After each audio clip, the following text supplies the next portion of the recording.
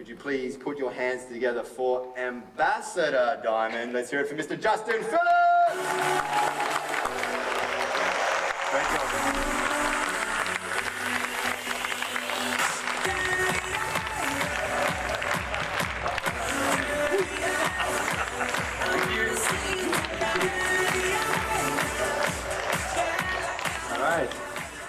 It's funny, sometimes you get up here and it's like, wow, it's amazing. Thank you all for being here.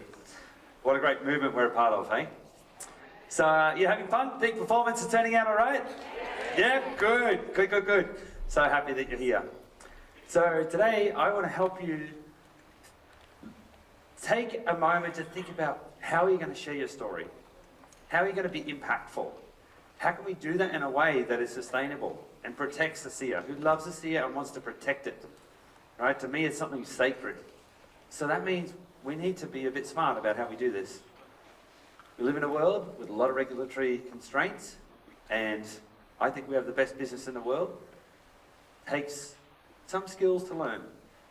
One of the most powerful things you can do is share your story, share other people's story. Touch, move, and inspire them. Stories, facts tell, stories sell. Today, I want to talk to you a little bit about the art and science of an inspiring testimonial, and I'll do my best to help you consider how you do it. It's not the only way, but this is a pretty simple way that's helped a lot of people. So being compliant is important. Learn to talk about health challenges and around them, describing signs and symptoms, but don't use medical terms and disease names. That's how we can get in trouble, especially online. Okay, especially online, especially in big public meetings. Really be conservative with that. Okay, not just in English as well, in all different languages. Right? And you know, a way to learn, oh well, I'm not sure how to talk about such XYZ. Go on Wikipedia. Put XYZ in Wikipedia and see what the signs and symptoms are. Take the first 2 sentences off that and go, okay, that's how I can talk about my situation. Is that a little piece of gold nugget? All right? Doesn't have to be hard. And talk about how it feels. That's what humans want to know. That's what humans really relate to. Get into your heart and touch, move, and inspire. Speak from your inner child. We're all children at heart, and have fun with yourself. I think one of the biggest lessons in this business is to forgive yourself. And when you forgive yourself and you can get over your own ego, you can have a lot more fun. You can forgive others. Be that inner child. Be vulnerable. Be honest. Be emotionally, authentically honest. Empathize with people. Really seek to understand them. Deeply connect with them. When you do a testimonial, go back to the emotional space. If it's your personal story, the space that you were in when you experienced that challenge. Or if you heard someone else's story that really moved and inspired you, remember that time you listened to that story and you felt the emotion of it. As you retell the story, bring that emotion into it. That's going to create a lot of power, yeah? That's what you want. You want a powerful story. You want to be powerful, be impactful. Who sometimes gets nervous? I'm actually a pretty anxious person, right? Many of you may think I'm really confident, but I just think I'm a fool and laugh at myself and go over my ego, and I just practice being confident. Who does this pose ever? Stand up and practice it for me. Those that want to get more confident, stand up and just do the Superman pose. Even stomp a foot. Go on. There. How do you feel? Right? Feel a little more confident. Good. You can change your physiology. You can change your state that fast. All right, great. Sit down. We're all awake. Most of us. I did see a bunch of people sleeping over there. Sorry about that. Be fully present. To me, this is the process of becoming a better and better person. Being present in the moment. I used to have an old teacher. Travelled around the world with him in extraordinary places, Egypt, Israel, all sorts of things. He said he was too busy meditating to meditate. He just meditated his whole life. didn't have to sit in a cave and meditate. He was just fully present the whole time. And he was an extraordinary man and healer. What's in it for them? That's what people want to know about. What is in it for them? So consider that when you're listening to them. What do they need to hear? Anyone know the most important, the number one skill for success? Ooh, I'm hearing it. Listening. 2 ears and 1 mouth. Use it in that proportion. So listen to what's important to them. And talk into their needs. Talk into their space. So, I used to make this mistake. I'd talk to someone and I'd say, oh, I've got this really terrible situation. I'm like, I'm dying, or like, I've got this terrible disease. And I'll be like, yes, I've got something for you. Stop yourself. Empathize. Go, I feel for you. Who else has done that? Yes, I've got this one. And they're like, ugh. Let's talk into their needs, empathize. Stay on target. It took me a long time for my wife to train me to stay on target. I've got the scars, that's right. So, I'm just going to go back one actually. So, I'd like to call on a volunteer. So, Andrew, if you can start to make your way to the stage. So, please give him... He's never done this before. Give him a round of applause. Give him some support to come up here. And the first time I got on stage, it was smaller than this and it was still really scary. So, well done, mate. Yeah, on the big stage. So, Andrew's got a story and Andrew's agreed to be a guinea pig. So, please forgive me if he's nervous. Forgive him. If, he's just going to share his story. We're going to talk about his story. We're going to coach a little bit and see if we can refine it, make it more impactful and compliant if necessary. And we'll go from there. So, Andrew, would you please take 2 minutes, and there's a timer down there, to tell us your story. Okay, it's going to take 18 months actually. But yeah, we've been in hospital since 2000. You're doing good. First bit of coaching. September 2016. My little boy, we'd been to the doctors quite a few times and couldn't work out what was wrong with him, but he had severe headaches. And test after test, and then biopsy after biopsy. February 2018, we got the news that he had rogue cells in his brain and spine. And I'll just hold this up. And yeah, so that was like devastating, but after 6 months of trying to work out what it was kind of like a little bit of relief so we could get on and do what we needed to do. Someone contacted me the day that he had an operation when we were in hospital, and it was about ASEA, but I just kind of looked at it and went, I couldn't understand what it was. And we got back home, Rodney's sitting in the crowd, he'll probably wave to everyone, and he suggested to my parents that they tell us to have a look at ASEA, and with that, we knew Rodney is a naturopath, and I'd been to him quite a few times, so it was a no-brainer. He did the research for me. We did a 3-way call with Christina and Cobbo, and we kind of wanted to get off the phone. It was just like, let's just order it and get into it. We knew what to do. He'd been in bed for 6 months, basically, so within 2 days he was out of bed after taking ASEA. And he's swimming in our pool, but we hadn't started the traditional treatment that we kind of had to do, and yeah, it was devastating. Like going into the oncology ward, we just didn't really feel like we belonged there. My wife's a kinesiologist, and we're always healthy, really active, and then we're just like, bam, what are we going to do? And yeah, so we did that, and January this year, we got the all clear, so he's been on...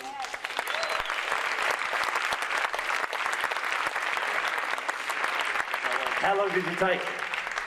18 months. You did warn me, good point. So it's just under 3 minutes. Okay. This is not easy. It is not easy to really short, sharp, powerful, impactful message that's compliant. It was pretty good except for the oncology ward. That kind of gives the game away, right? Yeah. So, amazing story that's really nice for all of you to know about, right? This important story needs to be told.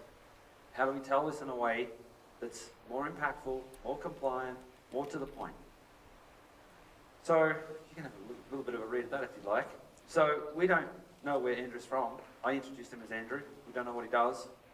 So a little bit hard to relate. Helps if people kind of get a little bit of background where you're from. You know, also with his story, there wasn't a clear before and after. Okay, people are trying to understand what's in it for me. I'm in this space. What do I have to do? And where will I get to? Okay, so my name's Justin. I'm from Bribie Island, and I'm in health and wellbeing. And before I started Redox, life was like, boom, boom, boom, my challenges. This is what I did. We don't know what Andrew's son took. We don't know if it was gel, if it was liquid, it was what. We don't know how much, we don't know how long. That's kind of an important part of the message, right? And then, how did that change his life? He's out of bed, he's playing in the pool, all of that sort of stuff. But what's he feel like?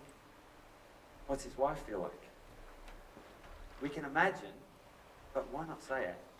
Why not actually be vulnerable and emotionally honest? You know? So, would you like to try again? I'll do. Good man, isn't he brave? Give him a round of applause. 2 minutes. Hi, my name's Andrew. I'm from the Gold Coast, so it was handy to come here today. Before Redox, our life was really bad, really bad. It was the worst time of our life. And I've always had a good life, and it just took a massive dive. And basically, by the time Taj got on it, both me and my wife got on it as well. Our 12-year-old isn't on it yet, but we might make a bit more money and get him on it too. Look, when we found out what the diagnosis was, we were going to beat it.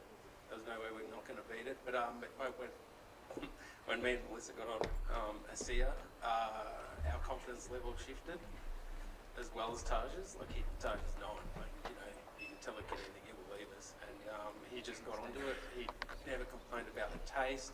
To see him get out of bed for like, you know, after so many months in bed. How much did you put him on? We started off on... Okay, good call. Let's pull him up. Thank you. No, but thank you very much. So, the point of this is to live coach him. So, great, you introduced your name. Brilliant. I heard you from the coast. I didn't hear what you did. You know what you did? Or anything like that? IMA. Okay, you did the first time outside, right? It's much harder on stage. Yeah. So, hat off to him doing that. But then this time also, we didn't know, you said it was the worst time of your life, which is great. You connected with that, but it was almost like you're telling the facts, rather than like going back to that space of experiencing of what it was like when you didn't know what it was. You didn't know why your kid couldn't, you told he couldn't function like normal. And then you got told. You know, so like what that's like. Now we're not trying to break people. We're not trying to become crybabies or anything like that. We're just trying to be honest. And if you believe your story is important, or you have a story that can help someone, you know, authenticity, integrity, and honesty is the way to do it. It's a powerful way to do it. So just thinking a bit more about that. Life before. Yeah, shake it out. And then what you did. When heard about Rodney? And how much did he take? And then what happened? That's a lot to think about. Yeah, so we got on the gel, we rubbed it everywhere because Start from the beginning, right from the start. Hi, I'm Andrew, and I'm from the Gold Coast. Give him a round of applause! He's Andrew from the Gold Coast! I've got 2 traditional businesses, and I work pretty hard with them. I've got a driving school, so don't come and see me for that. And I've also got a towing business. You can come and see me for that. I'll teach you how to tow your caravan.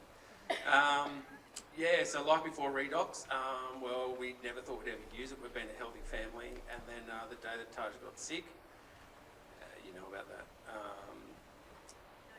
Don't assume we know anything. Start the full story. For 6 months, we'd been in and out of hospital, different biopsies, and the ward that kept on seeing us was the one that we didn't want to see. Why didn't we want to see? Because it's a ward that you don't want to be in. And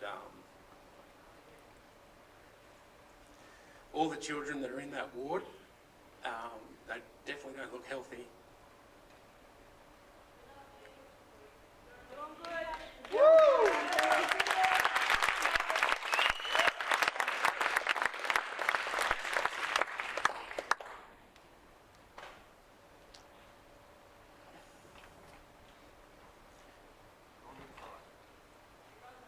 Andrew. Right, you can just talk to me too. You don't have to talk to them. So tell me about what happened, what changed.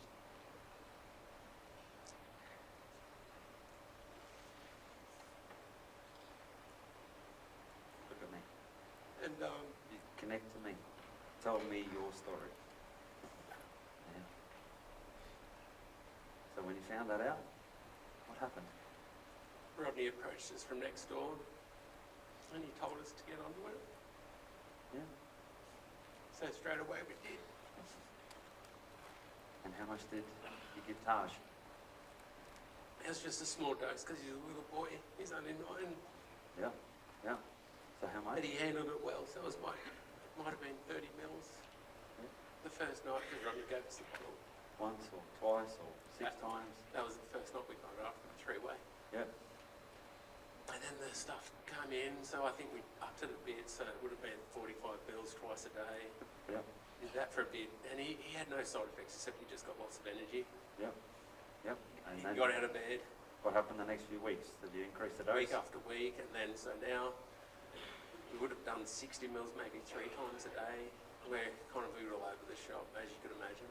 What started to happen? He got more energy and then? More energy, and his results were good.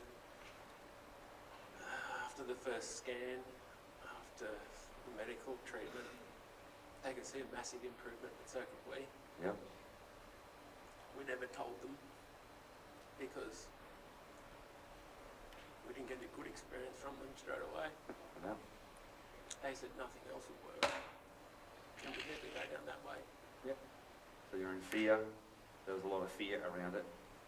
Yep. And so how did that start to make the family feel? We could see hope. Light at the end of the tunnel. We both started feeling really confident. And now he's just nearly back to himself. And what, did you hear any news or what's the conclusion? So he went on his first, the last operation he did, which is my other son's birthday. It was a hard day to leave him home as well. Yep.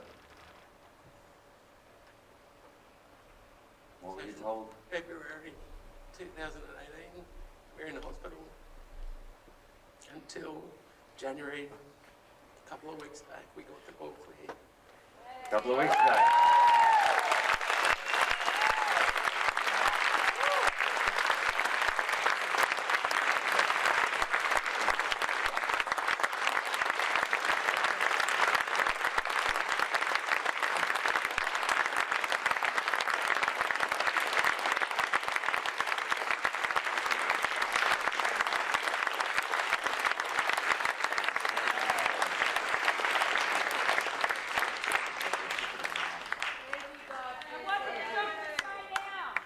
So, thank you so much for Andrew, hey? Being brave and vulnerable to do that for all of you, and that's a message that needs to be told, right? So, you can see it's not easy. It's not easy when it's emotional and when it's like timely, and obviously that wasn't 2 minutes, but that was moving, right? And so maybe you need to write it down sometimes. Maybe you need to like highlight the points that you want to say and start to get into a rhythm of what it is. Maybe you need to stay in front of the mirror for a while. And I'm not saying you have to use a script, but I'm saying find a structure. That structure has helped me teach a lot of people how to give their message. Okay, so that's my point of today is to inspire you to how do you get this message out? Right? Important messages to be said. You want to do it again? Who wants to hear it again? We all want to hear it again. Timer check. Hi, I'm Andrew. I'm from the Gold Coast. It's a damn good spot to live. So happy here. So I got a driving school and it was really successful. Not so successful anymore. I love my caravan course. I teach people how to tow their caravans, so that's what I did. I've got 2 little boys and a beautiful wife. Don't know, September 2017, just after my little boy's 9th birthday. Life was going really good. it was going really good, but he started to get a headache. We'd just done a big road trip, went up to the Whitsundays, and had a really good trip in our caravan, a nice holiday. He started to complain a bit about headaches, and we're doing BMX racing one night. And he goes, "Oh, I've got a really sore head." And I'm like, "No, I just have a sit down." And I said, "Just do this one last lap." Anyway, he fell off, and his head started hurting. We're like, "Oh, God." And then one day we were down surfing, and he goes, "My head's hurting again." After all these operations, we went to the doctors, different blood tests and stuff. Something you don't know, but anyway, he got emergency rushed to the hospital. He had, so they put a drain from his brain into his tummy. So he had too much fluid on his brain. That was causing the headache. So I thought, oh, well, that's kind of common. Hopefully we can move on. 6 months later, we get the devastating news that he's got rogue cells in his brain and spine. So 6 months sitting in a hospital with no idea what's going on, in and out of hospital. Bang, we got that. Rodney, sitting in the crowd, thanks mate. Thanks for sharing it with me. He said we need to get onto the redox by ASEA. That was a no-brainer from us. He's a good man. And bang, we got onto it. Taj just took little dosage. He's actually just got a goal the other day. He got back to 22 kilos. After all the stuff he went through, he lost a lot of weight. And so we started low on the ASEA. Not so low with the gel. We just rubbed it everywhere. Legs, feet, ears, back. And for the ASEA, 30 mils maybe. First night was 30 mils, second day 2 times 30 mils, maybe next week 3 times 30 mils, and then so on. We just kept on upping it. Currently he's now on 4 times 40 mils, and thanks to a nice doctor here, he said just stay on that. We're going to get the ASEA tablets. Tablets? The Oh, yeah. and Nutritionals, yeah. And yeah, sitting in this these wards in hospital that you never want to attend to, and I don't want anyone to ever attend to that. It's just not the nicest place. Sitting there, doing all the treatment that you generally go through with the situation we were in. It's definitely not pleasant. You go there, and then you come home, and then you just kind of go, "Oh my God, my boy's deteriorating." Yeah, you need to put the time up. And yeah, so 18 months of absolute hell. That's all it was. It was absolute hell. I don't want anyone to ever do that. And to see my little boy improve, and now he's a fit little dude again. He's got a heart of gold, and he's free from that terrible disease from January this year.